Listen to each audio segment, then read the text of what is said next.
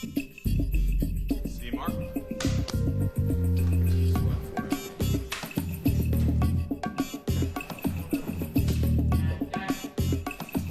I've been here nearly 6 months now, half a year. What do you want, half a cake? I want to take lead on this interview.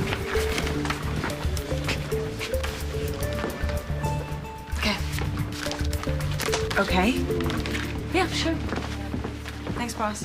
I think quite often, the straighter we play the procedural stuff, the more it subverts Jane's process. What are you doing with it? Listening to music. That's evidence. You can't play with that. Evidence of what? She likes music? It's in the log as physical evidence. It's evidence. What's with her? Seriously, if it's in the log, it's in the log. You can't touch it. Really? All right. Well, I'm sorry. I didn't realize it was a sacred thing.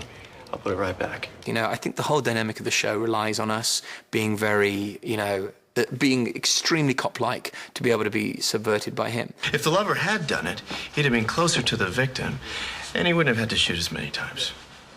And look, circular, which means a vertical drip from someone standing right here bleeding, right? Not spatter from the victim. You're a forensics expert now. I think that there are moments where each one of us in turn have surprised him. I think all the characters hold their own secrets. I mean, nobody walks around, stone-faced and very straight all the time. We have a name. He's not a suspect. Who is he? I'm not at liberty to say. I want his name. You can't have it. Now, are you sure, Agent Cho? Because I can make one phone call and your career is toast. That's impressive. The best I can get with one call is a pizza. So, with a character like Patrick Jane walking in and basically being able to look at you and pick out everything that you're thinking totally undermines what Cho's trying to do. That's what makes them interesting. When was the last time you saw your husband? Yesterday, Tuesday morning. So we'll be having the procedural discussion, and then the camera will pan back to Jane, who's a couple of steps behind, and yet, in theoretical terms, miles ahead. A lot of people think that Cho is skeptical of Jane's talents or skills or whatever makes him good. I don't think that's the case. Okay, great. Thanks. You can go. No. Sorry. I'm sorry. When Agent Cho says you can go, you can go. It's more of a frustration that he sees that, wow, this guy who has no training, no police training, none of this stuff that I went through is able to solve these crimes. Well, now, why can't I do that? Hey, you can't dismiss my subjects like that. Well, I know. I took it back. Besides, we need him back out there in the saddle. You will agree with me 100% when I explain to my theory, my little plan. Everyone has a bit of Dorothy and a bit of the Cowardly Lion and a bit of the Scarecrow in them. Wake up, Dorothy. You're not in Kansas anymore. That's the genius of those characters. If I'm Dorothy, then who are you?